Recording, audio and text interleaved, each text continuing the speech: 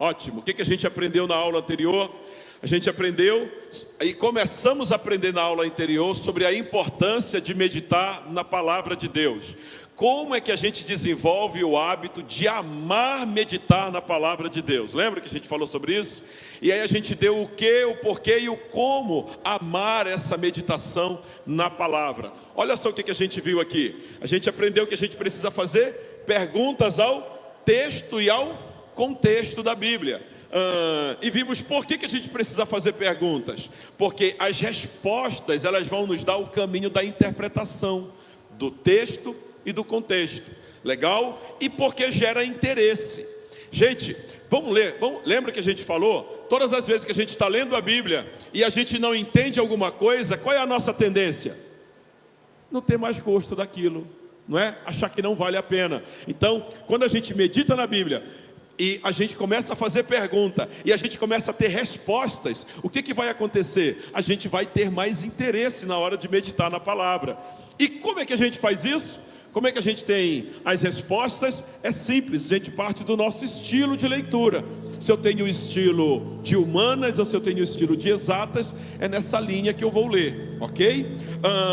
E a gente faz muitas perguntas para o texto. Quais perguntas a gente faz? O que o texto está falando? Com quem ele está falando? Quando ele falou? Por que ele falou esse assunto? Para quem ele falou?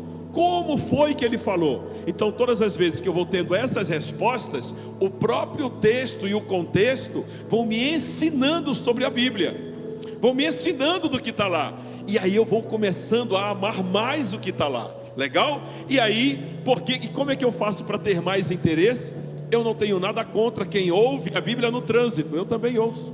Eu não tenho nada contra quem ouve a Bíblia dormindo, coloca lá os salmos para ouvir, eu também ouço. Mas para a gente meditar na palavra, a gente precisa reservar um momento para isso, exclusivo para isso, que ninguém vai tirar minha atenção. Eu não vou ficar desconcentrado com nada, eu vou ter só esse momento. Então eu vou reservar um momento, um propósito específico, uma hora do dia, um tempo do dia, só para esse período de meditação. E aí a gente então começou a treinar o uso da palavra, ou seja, a gente começou a fazer esse exercício, fazendo essa prática, esse como na quinta-feira passada, no domingo passado. Então hoje, o que a gente vai fazer? Hoje a gente vai continuar essa prática, legal? Junto com vocês, para que vocês vejam na prática como é gostoso fazer perguntas para o texto, como é gostoso entender o contexto, como é gostoso a gente separar um tempo para isso. Qual o objetivo da academia? É gerar em você, é ensinar a você a amar, a buscar na palavra de Deus, a ter práticas espirituais saudáveis. É isso, Jaime? Exatamente isso. Legal. Então a gente começou a fazer isso em cima do contexto da queda do capítulo 13. Então a gente desvendou na aula passada o verso 7. A gente não vai entrar nesse verso, foi muita coisa que a gente viu. Para se ter uma ideia, eu pensei que a gente ia voar e no domingo a gente ficou só nesse versículo. Hoje a gente vai para o versículo 8. Vamos lá para o versículo 8. Vamos ler todo o versículo? Vamos ler juntos? Ouvindo o homem, vamos ler juntos? Ouvindo o homem e sua mulher os passos do Senhor Deus, que andava pelo jardim, quando soprava a brisa do dia, esconderam-se da presença do Senhor Deus entre as árvores do jardim. Muito bem, bora treinar agora? Vamos lá? Muito bem. Em que contexto esse versículo foi escrito? Olha o contexto. Quem está com o microfone? Tem um microfone sobrando aqui para eles. Em que contexto foi escrito? No contexto do Éden. O que mais tinha nesse contexto do Éden nessa hora? O homem. Isso aqui foi antes ou depois do homem comer do fruto? Foi depois. O que mais? O que mais que tem nesse contexto? Hein? Eles já tinham comido e eles perceberam que estavam nus. Foi isso aqui, ó. Os olhos se abriram, eles perceberam que estavam nus, juntaram folhas de figueira para se cobrir. A gente já viu na aula passada o que é isso, por que fizeram isso, quando fizeram isso, qual a motivação e como fizeram isso. Você perdeu, vai lá para a aula passada. Vamos para esse aqui agora. Então a gente já entendeu o contexto, ok? Agora pensa comigo. Ouvindo o homem e a sua mulher. Opa, peraí. Quem ouviu, Jaime? O homem e a mulher. Quem ouviu? O homem e a mulher. O que isso significa? O que significa que ouviu o homem e a mulher? Peraí. Antes do homem e da mulher, qual é o verbo que vem? Qual é o verbo? Ouvir. Peraí, então não foi só o homem que ouviu. Quem ouviu também? Foi a mulher. Não foi só a mulher que ouviu. Quem ouviu também? O homem. Os dois ouviram. Mas os dois ouviram o quê? O que foi que eles ouviram? Os passos de Deus. Então o que significa essa frase, ouvir os passos de Deus? Pensa comigo. Quem ouve os passos de Deus hoje é porque já identifica aqueles passos como os passos. Então o que isso significa? O que significa? Que já eram conhecidos deles, ou seja, eles já estavam acostumados a ouvir os passos de Deus. Está vendo como o texto está respondendo? Você entende isso? É isso que você precisa praticar. Bom, vamos lá. Então eles estavam acostumados a ouvir os passos de Deus. Mas espera aí, eles já não tinham caído, sim ou não? E Deus ainda foi falar com eles?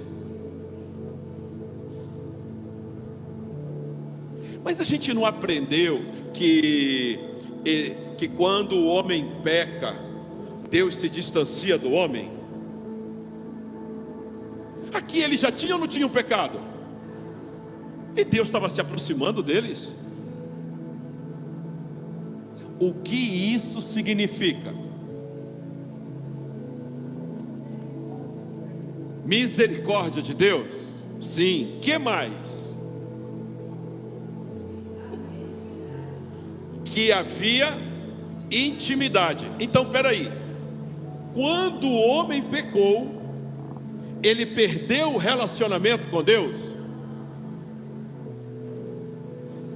Qual é a minha tendência e a tua tendência quando a gente peca? É se aproximar de Deus ou se afastar de Deus? Mas na mente de Deus, na cabeça de Deus, não na nossa aqui que é cheia de pereba e de piolho. Na cabeça de Deus, quando o homem peca, o que Deus quer? Se afastar dele? Deus quer se aproximar dele. Ok? Então eu já sei o que aconteceu. Agora eu te pergunto, vamos lá para outra pergunta.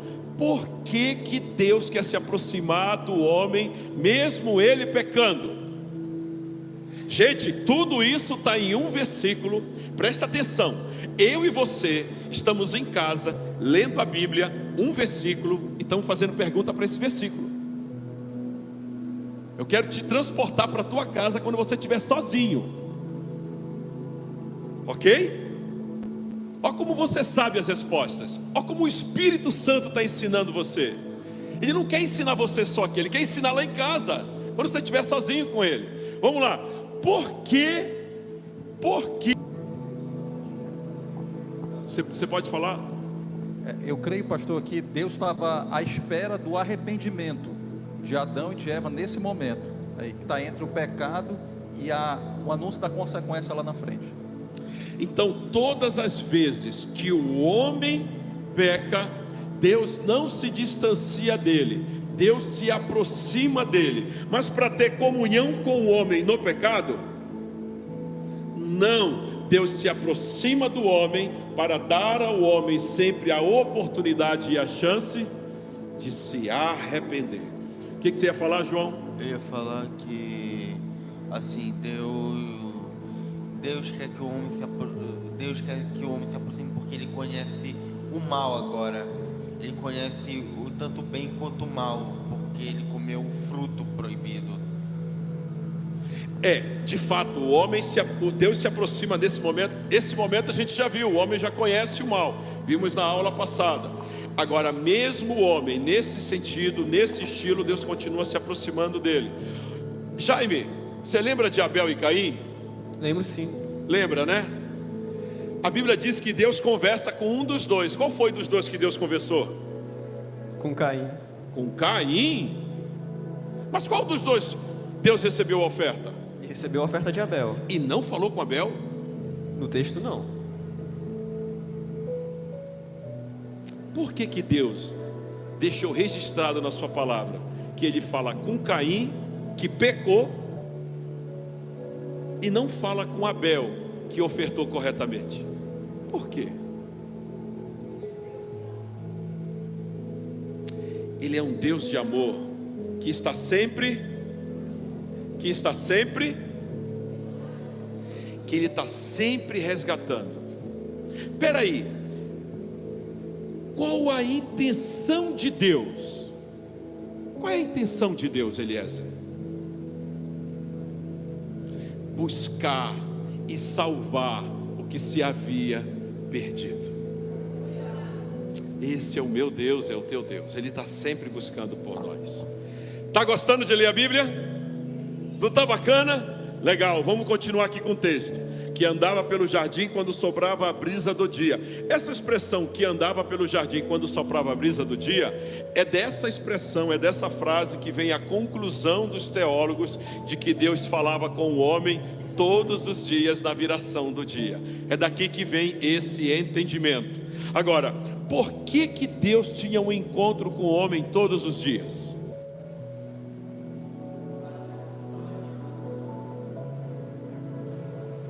Por quê?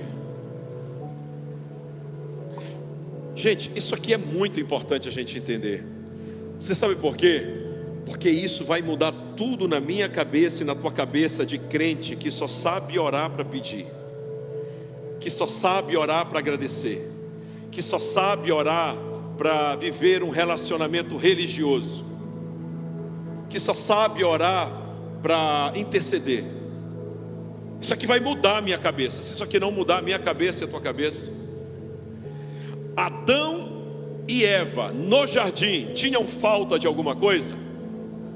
Então eles precisavam pedir alguma coisa para Deus na viração do dia? Não tinham falta de nada. Precisavam reconhecer pecado? Não, por quê? Porque não tinha pecado.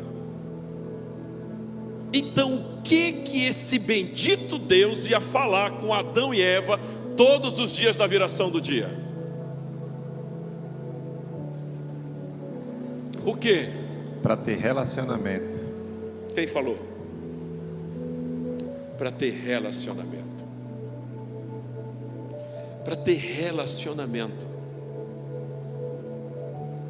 Com quem Deus deseja ter relacionamento? Com quem? Não, só com a equipe que está aqui no palco trabalhando. Sem exceção. Sem exceção. Com todos nós Deus deseja ter relacionamento. Faz sentido isso?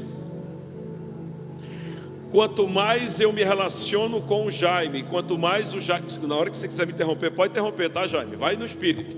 Quanto mais eu me relaciono com o Jaime, mais o Jaime se relaciona comigo, mais a gente fica. Como é que eu posso medir o nível de intimidade meu com Deus? Por quantas vezes eu peço? Por quantas vezes eu intercedo? Por quantas vezes eu agradeço? Como é que eu meço o meu nível de intimidade com Deus? Por quanto tempo eu passo de comunhão com Ele? Muito bem, Jaime, a gente está aqui desenvolvendo intimidade e comunhão. Olha para a pessoa que está do seu lado e diz assim: a gente vai passar hoje a desenvolver intimidade e comunhão que nem Deus tinha com Adão e Eva. Muito bem. Como é que é o nível de intimidade? Quanto mais gramas de sal eu como com o Jaime, tem gente que sabe, Léo, eu não entendi essa questão de gramas de sal. O que é isso? Quantas gramas de sal você acha que tem no prato de comida quando você come? No café, no almoço, na janta? Tem 1 quilo lá? Não, tem pouquinho, né? Imagina você conseguir comer ao longo de um período 1 quilo de sal com uma pessoa. Quantas refeições na mesa você vai precisar fazer com ela? Então imagina depois que eu estou 1 quilo de sal que eu já comi com o Jaime. Ou seja, a gente já comeu muitas vezes junto, a gente já se divertiu muito junto, a gente já saiu muito junto. Padrão Deus e Adão, muito tempo junto. Eu te pergunto uma coisa: o que gera entre nós além de intimidade? O que gera? Bingo! Amizade. Oh Deus, amizade, amizade. Eu vou repetir de novo: amizade. Provérbios diz que um amigo, ele ama sempre, mas na angústia nasce um irmão. Há amigos que são mais chegados que um irmão. Deus estava desenvolvendo um relacionamento com eles de amigo. Jesus disse em João 15: eu já não vos chamo mais de servos, mas de amigos, porque agora vocês já sabem de tudo que eu faço. Então, o que Deus quer desenvolver conosco? Gente, a Bíblia diz que Deus tem um amigo íntimo, íntimo, íntimo, íntimo, mas tão íntimo que só Ele sabe tudo, 100% do que está dentro do coração dele. Quem é? O Espírito Santo. E você sabe quem é que habita dentro de mim, de você? O Espírito Santo. E quem conta para mim e para você as coisas do coração de Deus? Como é que está o teu nível de amizade com o Espírito Santo?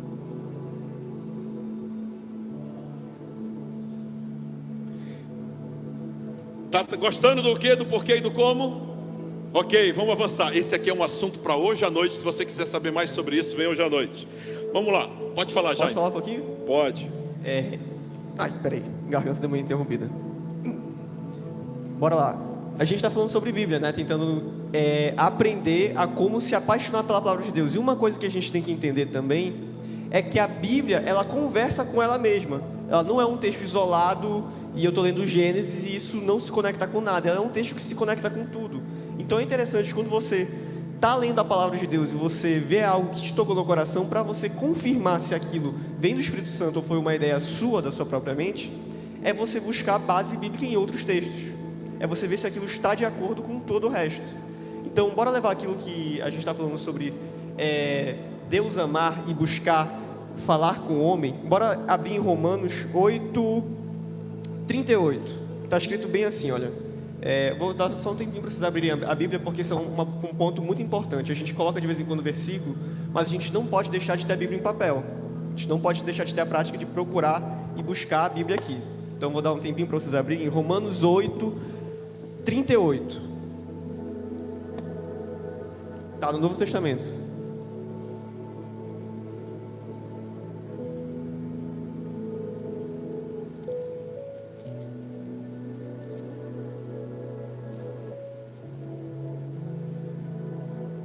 Conseguiram achar? Amém? Amém, bora lá então. Pois estou convencido de que nem a morte, nem a vida, nem anjos, nem demônios, nem o presente, nem o futuro, nem quaisquer poderes, nem altura, nem profundidade, nem qualquer outra coisa na criação será capaz de nos separar do amor de Deus, que está em Cristo Jesus nosso Senhor. Gente, olha só. Adão e Eva pecaram. Deus parou de amar Adão e Eva depois disso. Tanto é que Ele vai se encontrar com eles. Tanto é que Ele vai buscar o quê? Relacionamento, reconciliação após isso. O pecado não para o amor de Deus, mas é uma escolha que a gente está fazendo de se afastar dele, de se afastar da fonte de amor. Segunda coisa, a gente está falando sobre amizade, de amigo, né? Vocês sabem uma pessoa que Deus fala que foi amigo dele na Bíblia, além de Jesus, claro? Sabe? Abraão, e tem outro. Você lembra? Moisés. Moisés foi conhecido como amigo de Deus. Opa, tem uma mosca aqui. Tem uma passagem que me confronta muito na Bíblia, que é o seguinte: o povo peca e Moisés vai até Deus falar com ele cara a cara, e Deus está tão irado com o povo que ele fala o seguinte: eu vou destruir esse povo, vou te dar um outro povo e eu vou te suprir tudo, mas eu não vou mais contigo. Sabe o que Moisés fala para Deus? Moisés fala: eu não quero isso. Se você não for à minha frente, eu não vou. Esse é o nível de intimidade que a gente tem que ter com Deus. É o ponto de dizer: você pode me dar tudo, Deus, mas se você não for na minha frente, eu não vou seguir, porque sem você eu sei que não dá certo. Amém. Amém.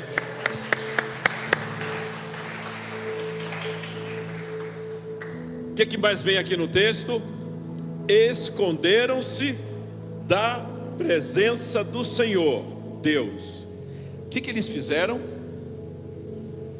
Eles se esconderam. Qual é a primeira coisa que vem à minha mente? Qual é a primeira coisa que vem à sua mente para quem está meditando? Fazer a pergunta. E qual é a pergunta que a gente faz? Por que eles se esconderam, Rejane? Por que eles se esconderam, Elaine? Por que eles se esconderam, Vinícius? Vergonha. Também por causa do pecado. Espera aí. Para responder essa pergunta, a gente precisa ir para o contexto, sim ou não? Filhão.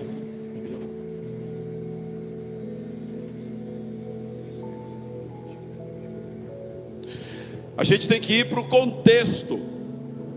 E qual foi o contexto? Pensa comigo. Aqui está dizendo que eles se esconderam da presença do Senhor Deus. Espera aí, mas o que levaria Adão e Eva se esconderem da presença de Deus? Primeiramente, as respostas de vocês estão certas. Foi o medo, foi a vergonha. Mas medo de que, se eles estavam todo dia com eles? Medo de que, se eles estavam toda hora conversando com Deus? Já até conheciam os passos. Medo de que, Ana? Se eu e você descobrirmos isso aqui, sabe o que vai acontecer? A gente vai resolver o problema do medo dentro de nós. A gente vai resolver o problema da vergonha dentro de nós. Medo do quê? Bora para o contexto. Qual foi a palavra e a promessa de Deus se eles comessem só das árvores boas e que davam vida do jardim? Qual foi a promessa? Promessa de vida. Mas qual foi a promessa de Deus se eles comessem da árvore do conhecimento do bem e do mal? Qual foi? Morte.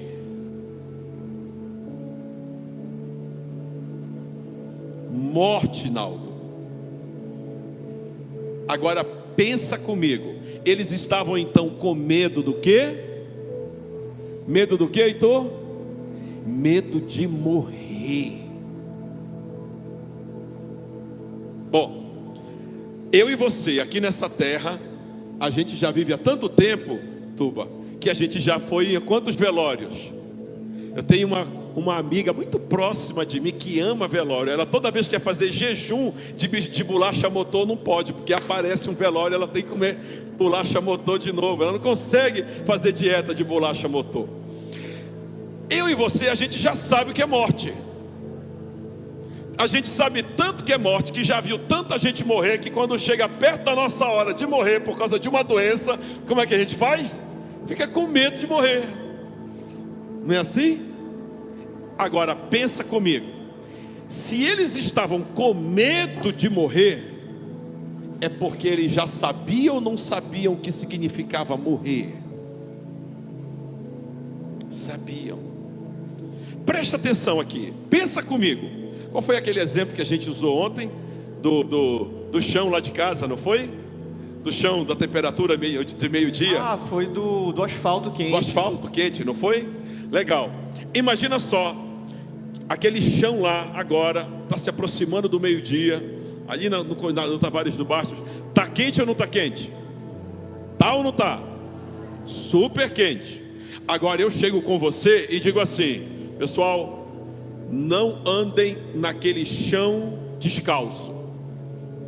E aí você pergunta para mim, só que presta atenção, você nunca andou em um chão descalço, você nem sabe o que é isso.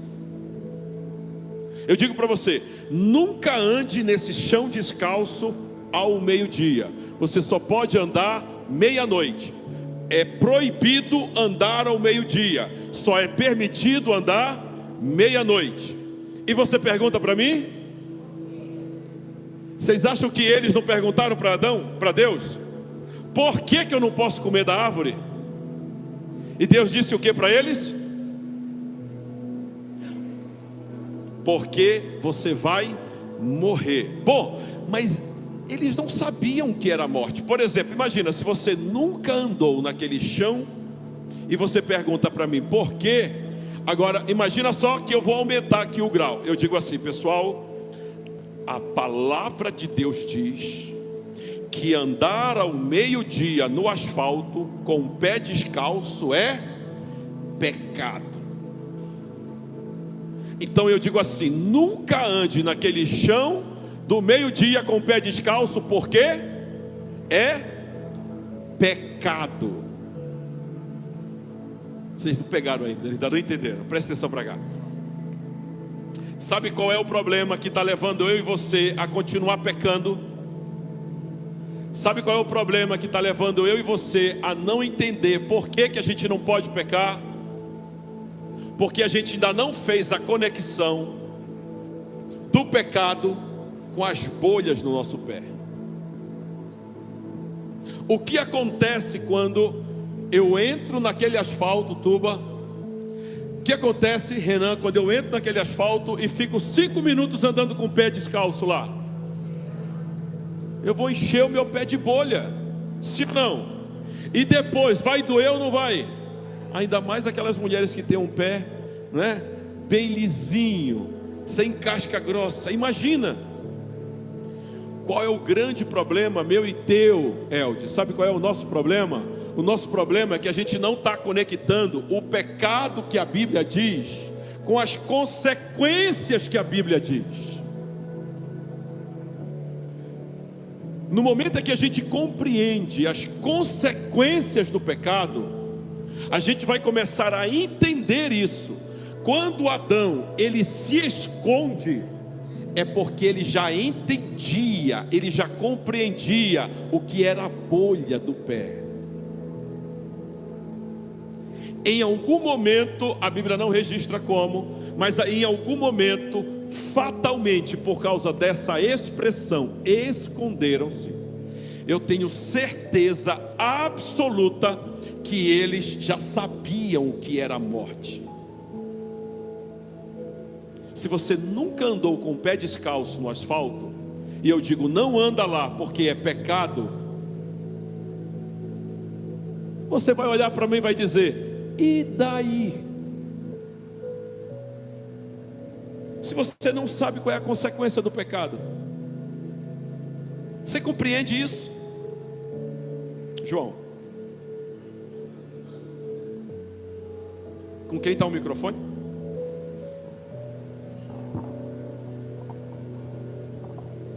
Eu tenho uma dúvida, que eu estava lendo a Bíblia e me veio uma dúvida sobre quem é que está narrando a Bíblia. Porque eu sei que Deus ele existe, ele manda emissários para falar sobre a palavra dele. Mas Legal. A Bíblia ela é narrada em terceira pessoa. É como uma redação que é escrita em terceira pessoa.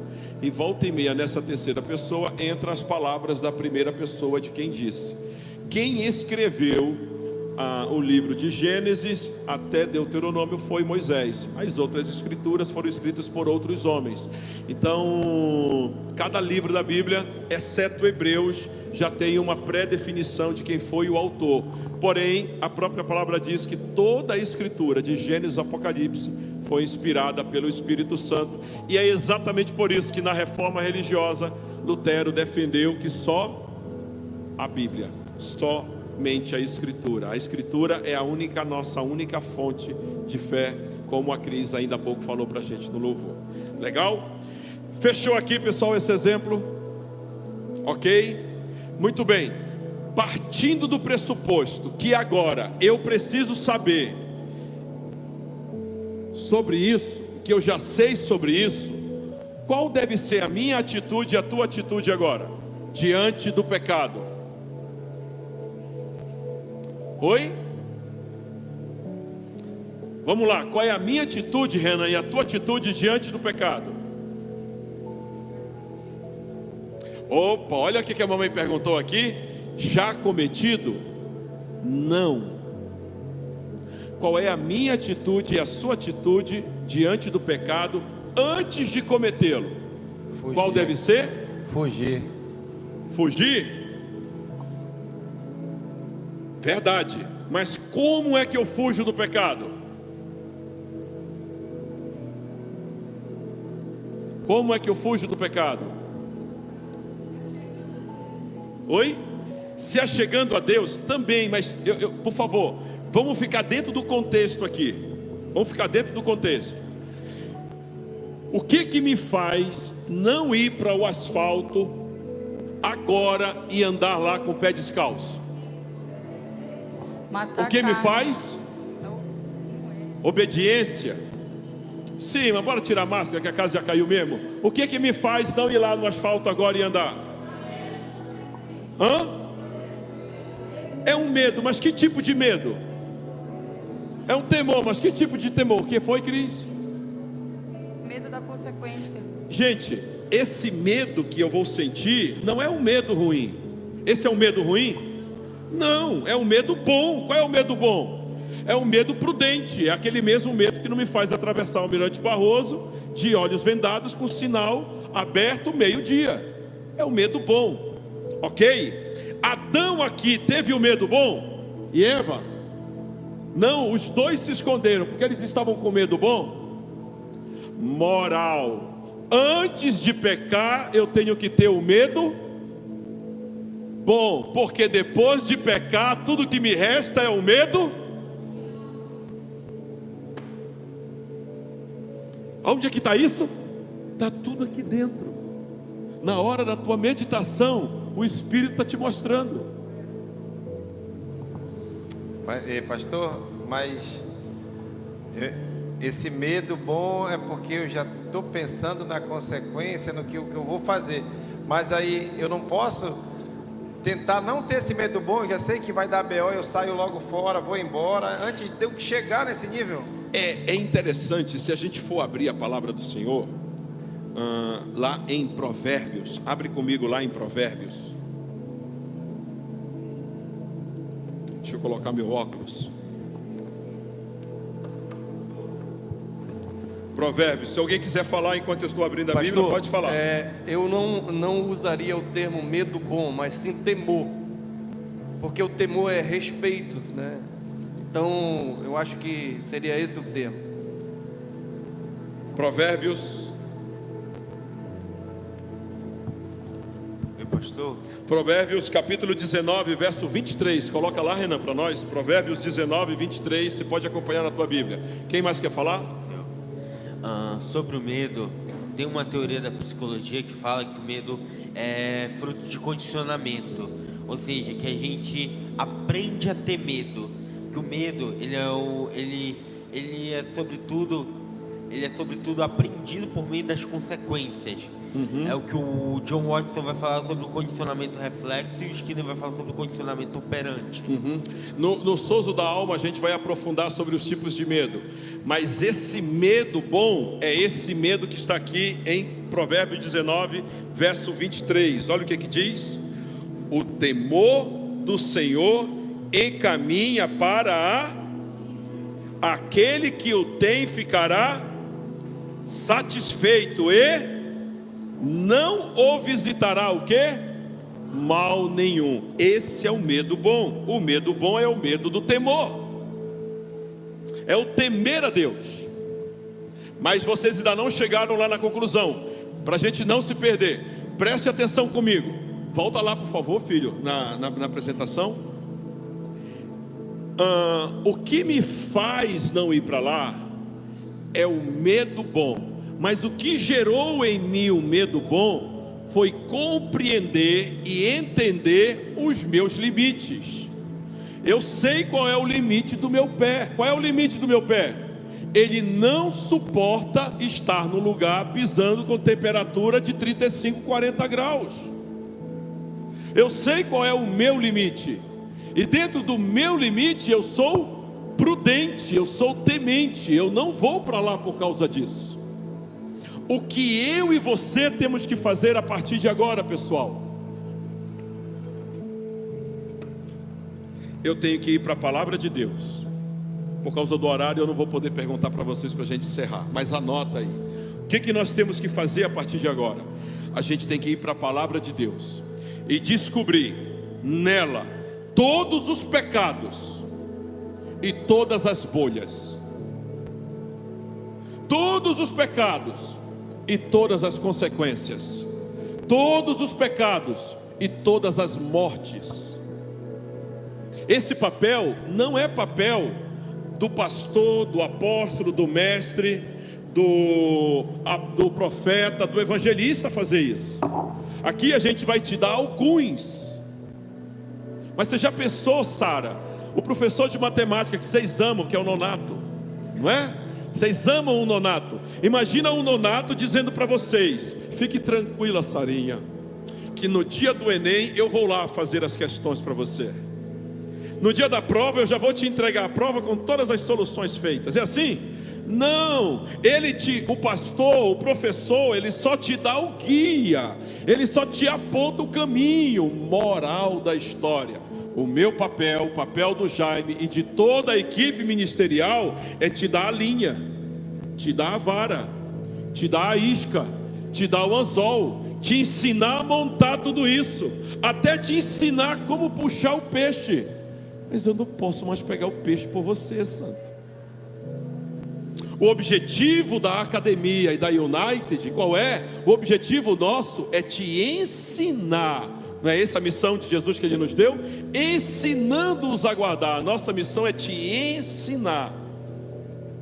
Então, a partir de hoje, você já está com todas as instrumentalizações na mão, viu, Débora? Você já está com tudo na mão. Para quê? Para você mesma, sozinha. Espera aí. É pecado mentir, é? Mentir é que nem colocar o pé no asfalto, é? Peraí, mas quais são as consequências? Quais são as bolhas da minha alma, no meu corpo, no meu espírito, quando eu mentir? Quais são as bolhas, hein? Isso é contigo, mana. Isso é contigo, mano. Você entendeu isso? Volta e meia, a gente pode até aqui dizer para você as consequências, mas isso é o Espírito que quer ensinar para você. É Ele que quer gerar dentro de mim e de você esse temor santo, essa prudência, porque se eu for temente, eu vou desfrutar da vida, da bênção, e não da maldição, e não da morte. Faz sentido isso?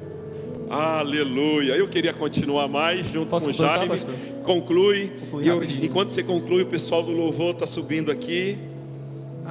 Bora colocar isso em outras palavras assim. Eu gosto muito de tentar trazer o que o Senhor fala de outra perspectiva. Então bora lá. O nosso pé foi feito para pisar num asfalto de 40 graus, 50 graus? Não fomos feitos para isso. Pensa comigo, a gente foi feito para buscar Deus, para viver em comunhão com Ele. Faz sentido eu trocar isso por uma migalha de pecado, para que vai me dar um prazer momentâneo? Todo pecado é uma proposta. O que o pastor está tentando trazer para a gente? Que essas propostas trazem consequências ruins. Então toda vez que eu olho para o pecado eu tenho que olhar, Isso aqui está me prometendo algo. Isso aqui vale a pena? A proposta, vale a pena? Eu devo trocar tudo que Deus está me dando por isso aqui? Isso que eu tenho que ter em mente. É uma proposta. Essa proposta é verdadeira? Ou está baseada em mentiras? Isso aqui vai me trazer benefício mesmo? Eu preciso buscar algo fora de Deus para ficar bem? Eu preciso buscar algo fora de Deus para ser feliz? Não preciso. Segunda coisa, isso é uma chave muito importante que eu queria trazer. Quem confessa a tentação, não confessa pecado. Então, esse segredo que a gente tenta trazer, né? Inclusive, bora ler rapidinho.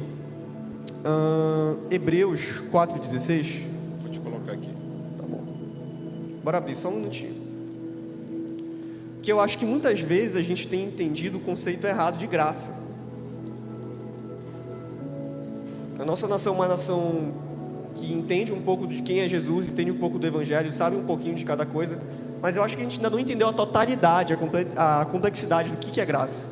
A gente vai ler aqui Hebreus 4, versículo 16. Está escrito assim: assim, aproximemo-nos do trono da graça, com toda a confiança, a fim de recebermos misericórdia e entrarmos graça que nos ajude no momento da necessidade. Vem cá, o momento de necessidade é antes ou é depois de pecar? É antes. Qual é o nosso problema? A gente tem se aproximado do trono da graça, que já está disponível a qualquer momento, depois do pecado. Ele vai estar disponível depois? Vai, não vai? Vai, mas é muito melhor se aproximar antes. É muito melhor se aproximar no momento de aperto, e não depois que a besteira foi feita. Acho que é isso. Amém. Glória a Deus.